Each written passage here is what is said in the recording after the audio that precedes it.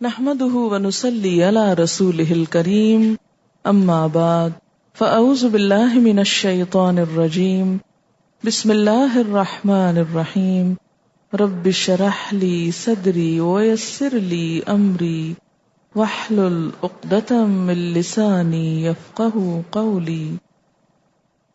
سورۃ صافات مکی سورت ہے۔ پچھلی سورت یعنی سورت یاسین کا مثنیٰ ہے۔ دونوں کے مضامین میں کوئی فرق نہیں، توحید، قیامت، رسالت۔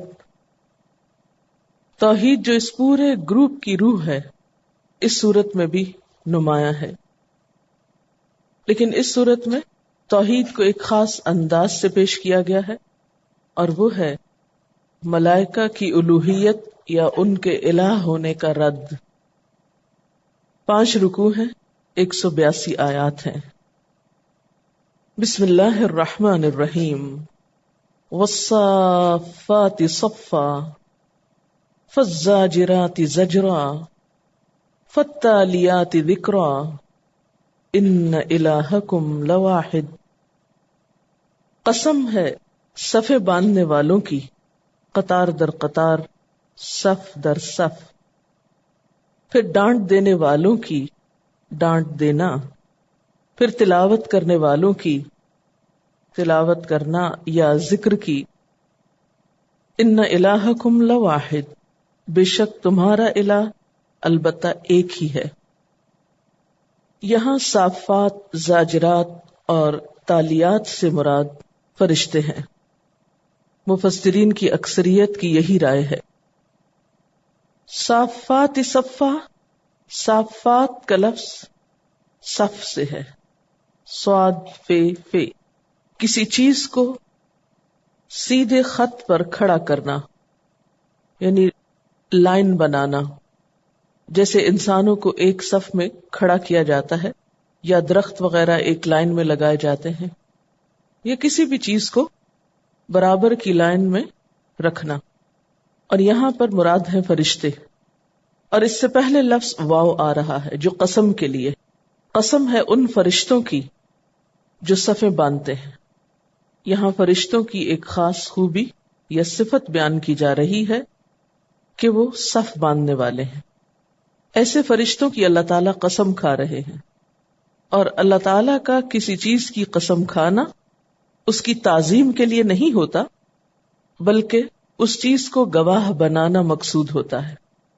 تو والصافات صفا، گواہ ہیں صف باندھنے والے فرشتے جو صف بنا کر اپنے کام کرتے ہیں۔ فرشتوں کا صفیں باندھنا اسی صورت کی ایک اور آیت سے بھی ثابت ہے، جس میں آتا ہے وَإِنَّا لَنَحْنُ الصَّافُونَ، اور بے شک ہم البتہ صف باندھنے والے ہیں۔ نبی صلی اللہ علیہ وسلم نے بھی فرمایا تم لوگ اس طرح صف باندھا کرو جس طرح فرشتے بارگاہ الہی میں صف بستہ ہیں، یعنی تم اپنی صفیں فرشتوں کی صفوں کی طرح رکھا کرو۔ اور پھر آپ نے فرشتوں کی صفوں کی ڈسکرپشن بیان فرمائی کہ سب سے پہلے اگلی صف پوری کیا کرو اور صف میں خوب مل جل کر کھڑے ہوا کرو۔ یہ صحیح مسلم کی روایت ہے۔ اس سے پتہ چلتا ہے کہ فرشتوں کے اندر کتنا ڈسپلن ہے۔ اب سوال یہ پیدا ہوتا ہے کہ فرشتے صفیں کیوں باندھتے تھے، یا فرشتے صف بستہ کیوں ہوتے ہیں؟ اس میں ہم دیکھتے ہیں کہ ایک تو تسبیح کے لیے، اللہ کے ذکر کے لیے، جیسا کہ سورۃ الزمر میں آتا ہے وَتَرَى الْمَلَائِكَةَ حَافِّينَ مِنْ حَوْلِ الْعَرْشِ يُسَبِّحُونَ بِحَمْدِ رَبِّهِمْ، اور تم دیکھو گے فرشتوں کو گھیرا ڈالے ہوئے عرش کے ارد گرد اپنے رب کی تسبیح کرتے ہوئے اس کی حمد کے ساتھ۔ تو آپ امیجن کر سکتے ہیں کہ وہ کتنا خوبصورت منظر ہو سکتا ہے کہ جس میں عرش الہی کے ارد گرد چاروں طرف فرشتے گھیرا ڈالے ہوئے ہوں، صف میں کھڑے ہوں پورے ڈسپلن میں، اور سب مل کر اللہ کی تسبیح کر رہے ہوں۔ پھر اسی طرح صف ڈسپلن کی علامت ہے، تو عبادت کے علاوہ دیگر امور میں بھی صف باندھنا پسندیدہ ہے۔ مثلا خاص عبادت کے علاوہ یعنی نماز کے علاوہ بھی، جیسے تعلیم حاصل کرنا، ایک عبادت ہے، کیونکہ علم کا حصول فریضہ ہے. تو علم سیکھنے کے لیے انسان جہاں پر بیٹھے وہاں بھی صف بندی کا خیال رکھے، کیونکہ صف کا ایک روب ہوتا ہے، بھیڑ کا روب نہیں ہوتا. صف کے اندر ایک خاص خوبصورتی ہوتی، ڈسپلن سب کو پسند ہوتا ہے، خواہ خود اسے کوئی اپنی زندگی میں لائے یا نہ لائے. مثلا ہمارے معاشرے میں صف بندی کا کوئی رواج نہیں، لیکن اس کے باوجود جو قومیں صف بناتی ہیں، کیوں میں کھڑی ہوتی ہیں، صبر سے کام لیتی ہیں، ان کی ہم تعریفیں خوب کرتے ہیں. چلے شکر ہے اتنا بھی دل کھلا ہے کہ کسی کی تعریف ہی کر دیتے ہیں، کیونکہ بعض اوقات ہم تعریف بھی نہیں کرنا چاہتے. کوئی اچھا کام کر رہا ہو، اس کا کوئی دوسرا عیب ابھار کے اس کی اچھائی کو ہم نیچے کر دیتے ہیں. بہرحال نہ صرف یہ کہ نماز میں، نہ صرف یہ کہ تعلیم میں، بلکہ باقی مواقع پر بھی صف بنانا پسندیدہ ہے. کسی بھی انتظار کے موقع پر جہاں ایک سے زائد لوگ ہوں، اور خصوصاً اپنی باری کے انتظار میں، صف بنانا پسندیدہ ہے. اور صف بنانا جہاں پسندیدہ ہے وہاں نفس پہ گراں بہت ہے، کیونکہ پھر ہم اپنی منمانی نہیں کر سکتے نا، اپنی مرضی کے مطابق نہیں جی سکتے، ہم اپنی خواہشات کی تکمیل نہیں کر سکتے. ہمارا جی کیا چاہتا ہے کہ ہر چیز ہماری مرضی کے مطابق ہو. ہمارے اندر کا تکبر ہر جگہ نظر آتا ہے، حتیٰ کہ صف توڑنے میں بھی آتا ہے کہ میں زیادہ امپورٹنٹ ہوں، مجھے پہلے باری دی جائے. لیکن اللہ تعالیٰ کے فرشتے جو عبادت گزار ہیں، جو تسبیح کرنے والے ہیں، وہ صف در صف کھڑے ہوتے ہیں، صف در صف اپنا کام کرتے ہیں. والصافات صفا، قسم ہے ان فرشتوں کی جو قطار در قطار صف باندھتے ہیں، جو نظام کائنات کی تدبیر کرتے ہیں، جو اللہ کے عاجز بندے ہیں، اس کے احکام کی تعمیل میں ہر وقت مستعد ہیں، تیزی سے آگے بڑھتے ہیں. فالزاجرات زجرا، پھر ان کی قسم جو ڈانٹنے پھٹکارنے والے ہیں. زاجرات کا لفظ زے جیم رے سے ہے، جھڑکنا، ڈانٹنا، آواز کے ساتھ دھتکارنا. اور مزدجر سے مراد ایسی باتیں ہیں جو گناہوں کے ارتکاب سے روکتی ہیں اور سختی سے منع کرتی ہیں. فرشتے عموماً ڈانٹنے کا کام کب کرتے ہیں؟ جب شیاطین ملائے اعلیٰ کے قریب پہنچنے کی کوشش کرتے ہیں. شیاطین غیب کی خبریں لینے کے لیے اوپر کو جاتے ہیں تو وہ انہیں ڈانٹ کر پٹکار کر واپس بھیج دیتے ہیں. پھر اسی طرح جب کسی قوم پہ عذاب لاتے ہیں تو بھی ان کے لیے ایک طرح کی پھٹکار ہوتی ہے، عذاب کا کوڑا جب برستا ہے. پھر کچھ فرشتے ہیں جو بادلوں کو ہانکتے ہیں، بارش کا انتظام کرتے ہیں. پھر اسی طرح مجرموں کی جب جان لی جاتی ہے تو اس وقت بھی فرشتے ان کو ڈانٹ ڈپٹ کر ان کی جان لیتے ہیں، کہتے ہیں اخرجوا انفسکم، اور بعض لوگوں کو تو مارتے بھی ہیں. تو قسم ہے ان فرشتوں کی جو ڈانٹنے والے ہیں. پھر فالتالیات ذکرا، پھر تلاوت کرنے والے ہیں ذکر کی. تالیات کا لفظ تلاوت سے ہے، یعنی اپنے کاموں کے ساتھ ساتھ اللہ کے ذکر میں بھی مشغول رہتے ہیں. یہاں پر پھر ذکر سے مراد ذکر ہی ہوگا، قرآن حکیم نہیں لیا جائے گا، کیونکہ فرشتوں کا ذکر جو ہے ان کی تسبیح ہے، جس کا ذکر سورۃ الزمر کی آیت میں گزرا ہے کہ یسبحون بحمد ربہم.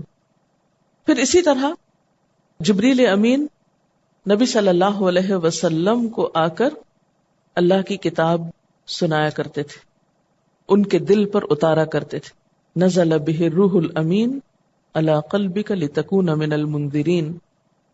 اسی طرح نیک لوگوں کے دلوں میں وہ اچھی باتوں کا الہام کرتے ہیں، جس طرح برے لوگوں کے اندر شیاطین القاء کرتے ہیں، برے خیالات ڈالتے ہیں، منفی باتیں ڈالتے ہیں. اسی طرح اچھی سوچ اور اچھی ذہنیت رکھنے والے لوگوں کے اندر فرشتے اچھی باتیں ڈالتے ہیں، اچھے خیالات کا القاء کرتے ہیں، جس سے پھر وہ مزید اللہ کی اطاعت کی طرف چل پڑتے ہیں. اب بات یہ ہے کہ یہ سارے فرشتے گواہ ہیں کس بات پر؟ بنیادی طور پر یہاں فرشتوں کے مختلف کام، مختلف روپ اور مختلف ڈیوٹیز کا ذکر کیا گیا ہے، اور ان کے عمل کو انسان کے لیے بطور نمونہ رکھا گیا ہے کہ دیکھو کس طرح فرشتے اللہ تعالیٰ کے احکامات کے منتظر رہتے ہیں، ہر وقت اس کے سامنے صف بستہ کھڑے رہتے ہیں، کوئی بھی حکم ملتا ہے تو فوراً لپک پڑتے ہیں، ادھر ادھر نہیں ہوتے، پھر اپنی ڈیوٹی کے انجام دینے میں کسی نرمی سے کام نہیں لیتے، جہاں دیکھتے ہیں کہ اللہ کے حکم کی خلاف ورزی ہو رہی ہے وہاں سختی سے کام بھی لیتے ہیں، مجرم اور نافرمان لوگوں پہ لعنت پھٹکار بھی کرتے ہیں جس طرح اہل ایمان کے لیے استغفار کرتے ہیں، پھر اسی طرح اپنے سارے کاموں کے ساتھ ساتھ وہ ذکر الہی میں بھی مشغول رہتے ہیں۔ فرشتوں کی یہ ساری مثالیں کیا بتاتی ہیں؟ ان میں ہمارے لیے کیا سبق ہے؟ کہ ان الہکم لواحد، بے شک تم سب کا الہ ایک ہے، تمام انسانوں کا معبود ایک ہی ہے، بہت سارے نہیں جیسا کہ مشرکین نے بنائے ہوئے ہیں۔ گویا فرشتوں کی ڈیوٹی کچھ بھی ہو، وہ کوئی بھی کام کرتے ہوں، لیکن سب ایک ہی الہ کو ماننے والے۔ اسی طرح تمام انسان، کوئی کیسا بھی کیوں نہ ہو، تمام موجودات جو کسی بھی جگہ اپنی کوئی ڈیوٹی کر رہی ہے، ان سب کے لیے لازم کیا ہے کہ وہ ایک رب کو مانے۔ ان الہکم لواحد، ایک الہ کی عبادت کریں، یعنی تمام تر فرشتے پوری یکسوئی اور ڈسپلن اور ذکر الہی کے ساتھ اطاعت الہی، عبادت الہی میں مشغول ہیں۔ ان کے عمل میں باقی سب کے لیے ایک سبق ہے کہ تم بھی اسی رب کے آگے جھک جاؤ، اپنے سارے اعمال اسی کے لیے خالص کر لو جس کے لیے فرشتوں نے اپنے آپ کو خالص کر رکھا ہے۔ جیسا کہ پہلے میں نے آپ کو بتایا کہ اس سورت کا مرکزی مضمون بھی توحید ہے، اور پھر خصوصی طور پر فرشتوں کے الہ ہونے کا رد ہے۔ تو یہاں بتایا جا رہا ہے کہ جن فرشتوں کو تم خدا کی بیٹیاں سمجھتے ہو، وہ فرشتے تو خود خدا کی عبادت کرتے ہیں، وہ خود کو الہ نہیں کہتے، وہ تو اصل الہ کے سامنے جھکے ہوئے ہیں۔ کون الہ؟ رب السماوات والارض، جو رب ہے آسمانوں اور زمین کا، وما بینہما، اور جو کچھ ان دونوں کے درمیان ہے، ورب المشارق، اور رب ہے سارے مشرقوں کا۔ یہاں جمع کا صیغہ کیوں استعمال کیا گیا، یعنی مشرق کی بجائے مشارق کیوں کہا گیا؟ اس لیے کہ سال کے ہر دن میں سورج مختلف جگہ سے طلوع ہوتا ہے، ایک اینڈ سے لے کر دوسرے اینڈ تک سال بھر میں جتنے اینگل بدلتا ہے سورج، وہ سارے ہی مشرق بن جاتے ہیں، یعنی ایک انتہائی آخری مشرق اور دوسرا انتہائی آخری مغرب، یعنی ایک اینڈ سے دوسرے اینڈ تک۔ ورب المشارق، اور مشرقوں کا رب۔ انا زینا السماء الدنیا، بے شک ہم نے سجایا ہے آسمان دنیا کو، بزینت الکواکب، کواکب کی زینت کے ساتھ، آسمان دنیا کو تاروں کی زینت سے آراستہ کیا ہے۔ وحفظا من کل شیطان مارد، اور ہر شیطان سرکش سے اس کو محفوظ کر دیا ہے۔ اب آپ دیکھیے کہ ایک طرف فرشتوں کا ذکر ہوا اور اس کے فوراً بعد شیاطین کا ذکر آ رہا ہے۔ اوپر کی آیات میں ملائکہ کا ذکر ہوا کہ لوگوں نے، نادانوں نے ان کو الہ بنا رکھا ہے، حالانکہ وہ اپنے رب کے سامنے جھکے ہوئے ہیں، اور دوسری طرف پھر شیاطین کا ذکر ہے کہ نادانوں نے ان کے بارے میں یہ گمان کر رکھا ہے کہ یہ ملائے اعلیٰ تک جا پہنچتے ہیں اور ان کے پاس بھی غیب کی خبریں ہیں۔ فرمایا نہیں، ایسی بات نہیں، دیکھو ستاروں کی طرف جو آسمان پہ چمکتے ہیں روز، یہ صرف چمکتے ہی نہیں بلکہ ان کے ذریعے شیاطین کو مار بگایا بھی جاتا ہے، یعنی شہاب ثاقب کی طرف بھی اشارہ ہے۔ مارد کہتے ہیں سرکش کو، اسی روٹ سے پیچھے آپ شیطانم مریدہ کا لفظ بھی پڑھ چکے ہیں۔ شیاطین پر یہ ستارے کب گرتے ہیں؟ جب وہ آسمان پر خبریں لینے کے لیے جاتے ہیں۔ لا یسمعون الی الملأ الاعلی، نہیں وہ سن سکتے ملأ اعلی کی طرف، یعنی وہاں جا کے کوئی بات نہیں سن سکتے۔ یسمعون اصل میں یتسمعون تھا، تا کو سین سے بدل کر ادغام کر دیا گیا، معنی ہے کان لگا کر سننا۔ اور ملأ اعلی سے کیا مراد ہے؟ سرداروں کی جماعت جو بہت بلند ہے، مراد ہے اس سے فرشتے. یہ شیاطین فرشتوں کی باتیں نہیں سن سکتے. وَيُقْذَفُونَ مِن كُلِّ جانب، اور ہر طرف سے مارے اور ہانکے جاتے ہیں. کون مارتا ہے ان کو؟ فرشتے بھی مارتے ہیں، ڈانٹتے بھی ہیں، اور اس کے ساتھ ساتھ ان پہ شہاب ثاقب پھینکے جاتے ہیں. دحوراً، دحور دحر یدحر سے پیچھے شیطان کے لیے بھی مدحورا کا لفظ گزر چکا ہے. بھگانا، ہانکنا، دھتکارنا، سخت ذلت سے دوچار کرنا. فرمایا کہ ان کو سخت ذلیل کر کے مارا جاتا ہے، پھینکا جاتا ہے. وَلَهُمْ عَذَابٌ وَاصِبٌ، اور ان کے لیے عذاب ہے دائمی. واصب وصب سے لازوال، ہمیشہ کا. یعنی یہ شیاطین دنیا میں بھی ملعون ہے، ان کو رجیم کہا جاتا ہے، اور آخرت میں ان کے لیے ہمیشہ کا عذاب ہے. الا من خطف الخطفۃ، مگر جس نے اچک لیا ایک بار اچکنا. فاتبعہ شہاب ثاقب، تو پیچھے لاتا ہے اس کے شہاب ثاقب. یعنی شیاطین میں سے بعض شیطان ایسے ہوتے ہیں کہ کوئی ایک آدھ بات اچک لیتے ہیں، پھر کیا ہوتا ہے کہ جو ہی ایسا کرتے ہیں پیچھے ہی شہاب ثاقب آ جاتا ہے. اس کی تفصیل ایک حدیث سے پتہ چلتی ہے. حضرت عبداللہ بن عباس کہتے ہیں کہ ایک دفعہ آپ صلی اللہ علیہ وسلم صحابہ کے ساتھ بیٹھے ہوئے تھے کہ دفعتاً ایک ستارہ ٹوٹا اور روشنی ہو گئی. آپ صلی اللہ علیہ وسلم نے صحابہ سے پوچھا، دور جاہلیت میں جب ایسا واقعہ ہوتا تو تم کیا کہتے تھے؟ صحابہ کہنے لگے، ہم تو یہی کہتے تھے کہ کوئی بڑا آدمی مر گیا یا کوئی بڑا آدمی پیدا ہوا. یعنی جب ستارے ٹوٹ کے گرتے تو ہم نے ایسے توہمات قائم کر رکھے تھے. آپ نے فرمایا، یہ کسی کی زندگی یا موت کے سبب سے نہیں ٹوٹتا. یعنی ستاروں کا ٹوٹ کے گرنا اس وجہ سے نہیں ہوتا، بلکہ ہمارا پروردگار کسی کام کا فیصلہ کر لیتا ہے تو حاملان عرش تسبیح کرتے ہیں. جب اللہ تعالیٰ فیصلہ کر لیتے ہیں تو عرش کے ارد گرد کے فرشتے کیا کرتے ہیں؟ تسبیح کرتے ہیں. پھر جو ان سے قریب ہوتے ہیں وہ سب تسبیح کرتے ہیں. یعنی جو تسبیح اوپر شروع ہوتی ہے اس کو سن کے نیچے والے اور پھر نیچے والے تسبیح کرتے چلے جاتے ہیں، حتیٰ کہ سبحان اللہ کی آواز 7ویں آسمان تک پہنچتی ہے. پھر چھٹے آسمان والے 7ویں آسمان والوں سے پوچھتے ہیں کہ تمہارے پروردگار نے کیا فرمایا، وہ انہیں خبر دیتے ہیں. اس طرح نیچے آسمان والے اوپر کے آسمان والوں سے پوچھتے جاتے ہیں، یہاں تک کہ یہ خبر دنیا کے آسمان تک پہنچتی ہے. یعنی جو ہمیں نظر آتا ہے یہاں تک خبر آ جاتی ہے. شیاطین یہاں تک صرف پہنچتے ہیں، یعنی یہاں تک جانے کی کوشش کرتے ہیں. اب زمین پر جو نجومی اور کاہن قسم کے لوگ ہوتے ہیں جو جنات کو قابو کرتے ہیں، یہ غیب کی خبریں لینے کے لیے انہیں آسمان کی طرف بھیجتے ہیں. وہ اوپر جا کر چھپ چھپا کر کچھ نہ کچھ سننے کی کوشش کرتے ہیں. اب اوپر سے جو امر الہی نازل ہو رہا ہوتا ہے ایک کے بعد ایک جگہ پر، تو ایک فرشتے سے بات جب دوسرے تک پہنچتی ہے تو یہ بیچ میں گھس کے سننے کی کوشش کرتے ہیں کہ اب زمین پر کیا ہونے والا ہے، کون مرنے والا ہے، کون پیدا ہونے والا ہے، بارش ہوگی یا نہیں ہوگی، اور اسی طرح کی بہت سی باتیں.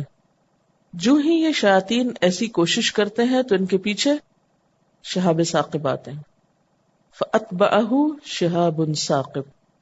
اب کیا ہوتا ہے، اس سے یہ جل جاتے ہیں، ختم ہو جاتے ہیں. لیکن بعض اوقات کیا ہوتا ہے، الا من خطف الخطفۃ، کوئی ایک آدھ بات وہاں سے لے اڑتے ہیں.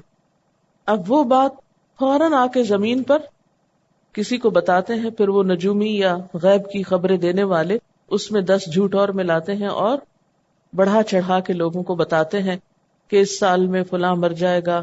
عموماً جو بڑے لوگ ہوتے ہیں، فلاں کی حکومت کا تختہ الٹ جائے گا. عموماً آپ نے اخباروں میں پڑھی ہوں گی مختلف قسم کی پیشن گوئیاں. وہ کہاں سے کرتے ہیں؟ وہ اسی قسم کے سورسز سے کرتے ہیں. اس میں اگر وہ 10 پیشن گوئیاں کرتے ہیں اور کبھی ایک سچی ہو جائے جس کا ذریعہ اسی قسم کا کوئی سبب ہوتا ہے یا اسی قسم کی کوئی بات جو اچکی بھی ہوتی ہے، تو عامت الناس کا حال کیا ہوتا ہے، کوئی تحقیق نہیں کرتے، کہتے وہ فلاں نجومی جس کی یہ بات بھی سچ ہوئی تھی. پھر باقی چاہے 9 جھوٹی ہوئی ہوں ان کو نہیں یاد رکھیں گے، جو ایک سچ ہوگی اس کی وجہ سے اس کے سارے جھوٹ بھی سچے ہو جاتے ہیں. اور اس طرح ایک جھوٹ اور فریب کا کاروبار دنیا میں پھیل جاتا ہے. تو یہ جو شیاطین اچک کر سنتے ہیں تو آپ صلی اللہ علیہ وسلم نے فرمایا تو ان کو مار پڑتی ہے اور وہ کچھ بات لا کر اپنے یاروں یعنی کاہنوں وغیرہ پہ ڈال دیتے ہیں. وہ خبر تو سچ ہوتی ہے مگر وہ لوگ اسے بدلتے اور گھٹا بڑھا دیتے ہیں. یہ ترمذی کی روایت ہے. اب یہ شہاب ثاقب کیا چیز ہے؟ شہاب ثاقب ستاروں اور اجرام فلکی کے ٹوٹے ہوئے حصے ہیں. چھوٹے چھوٹے ٹکڑے ہوتے ہیں، بعض اوقات بڑی بڑی اینٹوں کے برابر ہوتے ہیں، بعض اوقات بہت بڑی بڑی چٹانوں کی طرح بھی ہوتے ہیں. It depends. یہ ٹکڑے عموماً فضا میں رہتے ہیں. اب ہوتا یہ ہے کہ جب وہ پیچھے آتے ہیں تو چونکہ ستاروں کے ٹکڑے ہوتے ہیں تو جس طرح ستارے سورج سے روشنی حاصل کرتے ہیں، چاند سورج سے روشنی حاصل کرتا ہے، تو ان ٹکڑوں کو بھی گرتے ہوئے وہ روشنی مل جاتی ہے اور وہ شعلوں میں بدلتے ہیں. اور بعض اوقات فضا کی رگڑ کی وجہ سے جب وہ تیزی سے پیچھے آتے ہیں تو ان کے اندر سے ایسے لگتا ہے جیسے آگ نکل رہی ہو. فاستفتہم، بس ان سے پوچھ دیکھو، اہم اشد خلقا ام من خلقنا، کیا ان کی پیدائش زیادہ مشکل کام ہے یا ان چیزوں کی جو ہم نے پیدا کر رکھی ہیں؟ کیا پیدا کیا اللہ نے؟ کل پرسوں سے جن گیلیکسیز اور ستاروں اور سیاروں پہ باتیں ہو رہی ہیں وہ ساری ذہن میں لے آئیں. اللہ تعالیٰ فرماتے ہیں کیا ان کو پیدا کرنا زیادہ مشکل کام ہے یا وہ چیزیں جو ہم نے اپنے پاس پیدا کر رکھی؟ ایک سورج کو ہی آپ دیکھیں، زمین سے 3 لاکھ گنا بڑا، جس میں ہر وقت آگ کے طوفان اٹھے ہوئے، انتہائی زہریلی گیسیں. زمین کا سائز کتنا ہے؟ ہم سب نے ساری زمین نہیں دیکھی. یہاں سے گھر جاتے ہوئے فاصلہ ختم نہیں ہونے کو آتا. پھر ملک کے ایک حصے سے دوسرے کو جائیں، بعض اوقات دنوں لگتے ہیں. زمین کے ایک حصے سے دوسرے کو جائیں، بعض اوقات مہینوں لگتے ہیں. ایک زمین جتنی بڑی ہے اس سے 3 لاکھ گنا بڑی جگہ، اور وہ بھی آگ سے بھری ہوئی، اور وہ بھی ایک نہیں لاکھوں. ہمیں تو ایک نظر آتا ہے نا سورج. فرمایا تم کیا سمجھتے ہو تمہیں دوبارہ پیدا نہیں کیا جا سکے گا؟ بھلا کیسے نہیں؟ ہم نے جو زمین اور بے شمار اجرام فلکی اور بڑے بڑے فرشتے، ایک جبریل علیہ السلام کو جب آپ صلی اللہ علیہ وسلم نے دیکھا ان کے 600 پر تھے، یعنی ایک انسان کے تو 2 ہاتھ ہیں نا. فرشتے جن کے بارے میں سورۃ فاطر میں آپ پڑھ چکے ہیں کہ جن کے 2 2 3 4 پر ہیں اور اس سے زیادہ بھی. اور اسی طرح اور بہت سی چیزیں جن کو آج تک ہم جانتے بھی نہیں ہیں، جو اپنی تخلیق کے اعتبار سے بھی انتہائی انوکھی ہیں. فرمایا ان سے ذرا پوچھو تو، اہم اشد خلقا، ان کی پیدائش زیادہ مشکل کام ہے، ام من خلقنا، یا ان چیزوں کی جو ہم نے پیدا کی. انا خلقناہم من طین لازب، بے شک ہم نے ان کو چپکتی ہوئی مٹی سے پیدا کیا. لازب، چمٹنے والا، چپکنے والا، لیس دار، جم جانے والا، جیسے کیچڑ ہوتا نا. فرمایا انسان کی پیدائش تو کچھ بھی مشکل کام نہیں، ہم نے اس کو چپکنے والی مٹی سے پیدا کیا ہے. اور زمین پر مٹی تو بہت مقدار میں ہے. اگر دیکھا جائے انسان کے جسم کا تجزیہ کر کے تو انسان جن مادوں سے بنا ہے وہ زمین میں کثیر تعداد میں موجود ہے. مثلاً پانی، کیلشیم، لوہا، سوڈیم اور بہت سی چیزیں. تو ان کی کیا کمی ہو گئی؟ پہلے اگر یہ ساری چیزیں جوڑ کے انسان بنا لیا گیا تھا تو ابھی بھی یہ بہت کچھ زمین میں پھیلا ہوا ہے، کہیں نہیں گیا، وہیں ہے، دوبارہ بنا سکتے ہیں. اور یہاں پر 3 لازب کا ذکر خاص طور پر کیوں کیا گیا؟ ان سٹیجز کو ظاہر کرنا مقصود ہے جو تخلیق کی ابتدا میں انسان پر گزری. یعنی ہمیں انہیں بنانے کے لیے کوئی بہت بڑے ساز و سامان کی ضرورت نہیں کہ وہ پہلے تھا اور وہ ختم ہو گیا اور اب کہاں سے آئے دوبارہ کہ انہیں بنایا جا سکے. نہیں، ایسی کوئی مشکل نہیں. جس سے یہ بنے ہیں وہ سب کچھ موجود ہے ہمارے پاس. تو اگر ہم نے پہلی دفعہ ان چیزوں سے، ان اجزاء سے انسان کو بنا لیے تو اب بنانا بھلا کیوں مشکل ہے؟ بل عجبت، بلکہ تم حیران ہو. وہ یسخرون، اور وہ مذاق اڑا رہے ہیں. امیجن کریں ایک شخص لوگوں کی حماقت پر، لوگوں کے نان سنس رویے پر حیرت سے دیکھ رہا ہے اور وہ آگے سے ہنس رہے ہیں. کتنی حماقت کا سین نظر آتا ہے نا.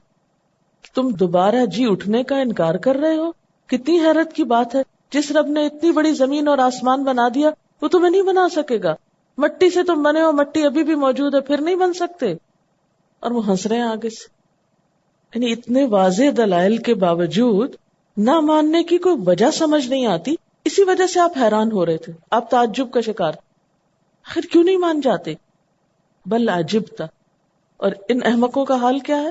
مذاق اڑا رہے ہیں، ہنس رہے ہیں. اور جب رویہ یہ ہے کہ عقل کی بات، دلیل کی بات، مثال سے بات سمجھائی ہوئی سمجھنے کی بجائے اس پر ہنسا جائے، تو جو شخص اس قسم کی حماقت کا ثبوت دے اس کا پھر حال کیا ہوگا؟ اس کو کوئی بات سمجھ نہیں آ سکتی، کیونکہ بات سمجھنے کے لیے توجہ چاہیے ہوتی ہے، سنجیدہ رویے کی ضرورت ہوتی. اور یہ نان سیریس ایٹیٹیوڈ اختیار کیے ہوئے، یسخرون، تمسخر کر رہے ہیں. اسی لیے وَإِذَا ذُكِّرُوا لَا يَذْكُرُونَ، جب ان کو نصیحت کی جاتی ہے، سمجھایا جاتا ہے، وہ سمجھتے ہی نہیں. اب ان کے نہ سمجھنے کی وجہ سمجھ میں آئی. اب جو ہم اللہ تعالیٰ کی قدرت کی نشانیوں کو پڑھتے ہیں، سمجھتے ہیں، ہم کہتے ہیں کہ آخر ان کی عقل کو کیا ہو گیا؟ اتنے کھلے کھلے دلائل، اب سورج جیسی چیز کس آنکھ سے اوجھل ہے؟ کیا نظر نہیں آتا ہم کو؟ کیا اس کی وسعت، اس کی گرمی، اس کی شدت، اس کے بارے میں کیسی کیسی تحقیقات ہو چکی انسان کو؟ کیوں نہیں سوچتا کہ یہ سب کچھ خود نہیں ہو رہا؟ ایسے ہی پڑھے لکھے لوگوں کو جب اللہ تعالیٰ کے وجود پر بات کی جاتی ہے، قیامت کے آنے پر بات کی جاتی ہے، تو وہ ہنسنا شروع کر دیتے ہیں. تمہارا تو دماغ چل گیا ہے، اور تم تو مولوی بن رہے ہو، اور تم تو دیوانے ہو گئے ہو، اور تو اب تمہیں کوئی بات ہی نہیں آتی، ہر وقت تمہارے دماغ پہ یہی چیز سوار ہے.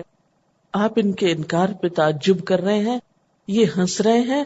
اسی لیے بات یہ ہے کہ جب ان کو سمجھایا جاتا ہے تو سمجھتے ہی نہیں. وَإِذَا ذُكِّرُوا لَا يَذْكُرُونَ، کیونکہ وہ مینٹل لیول جو ہے وہ فرق ہو گیا نا، رویے کا فرق ہو گیا. اور اس چیز کا اندازہ ہو سکتا ہے آپ کو اپنی عملی زندگی میں کبھی ہوا ہو. عموماً بچوں کے ساتھ ہوتا ہے نا، بچے ناسمجھ ہوتے ہیں، آپ ان کو کوئی سنجیدہ بات کہتے وہ آگے سے ہنسنا شروع کر دیتے. ناسمجھ لوگوں کا رویہ ہوتا ہے نا ایسا. اور جب وہ ہنسنے پہ آ جاتے ہیں، مذاق اڑانے پہ کسی بات کے آ جاتے ہیں، تو آپ جتنی مرضی دلیلیں لائیں، وہ ہر دلیل سے کوئی حجت نکال لیں گے اور ہنستے ہی چلے جائیں گے اور سمجھیں گے کچھ نہیں. اذا ذکروا لا یذکرون، کوئی نصیحت پھر کارگر نہیں ہوتی، ہر بات ہوا میں اڑا دی جاتی ہے، کوئی دلیل ان کو سمجھ نہیں آتی. وَإِذَا رَأَوْا آیَةً یَسْتَسْخِرُونَ، پھر ان کی غیر سنجیدگی بڑھتی چلی جاتی، انکریز ہوتی چلی جاتی ہے، حتیٰ کہ زبانی دلائل کے بعد جب عملی معجزہ یا نشانی بھی دکھائی جاتی ہے تو اس پر بھی ہنستے ہیں، اس کا بھی مذاق اڑاتے ہیں. تو جس شخص نے ٹھان رکھی ہو مذاق اڑانے کی، اس کو نہ تو پھر کوئی نصیحت اثر کرتی ہے، نہ کوئی دلیل اثر کرتی ہے، نہ کوئی معجزہ اثر کرتا ہے، نہ کوئی نشانی کام آتی. وقالو، اور کہتے ہیں، ان ھذا الا سحر مبین، کہ یہ تو سری جادو ہے. نشانی کو پھر وہ جادو قرار دے دیتے. اور کیا کہتے ہیں مذاق میں؟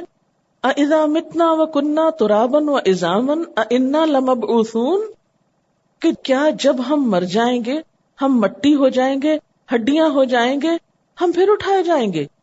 یعنی تعجب پہ تعجب ان کو یہ ہے کہ وہ مٹی ہو کر پھر جی اٹھیں گے. تو اصل بات تو ان کی تعجب والی ہے کہ پہلے نہیں مٹی سے بنے تھے.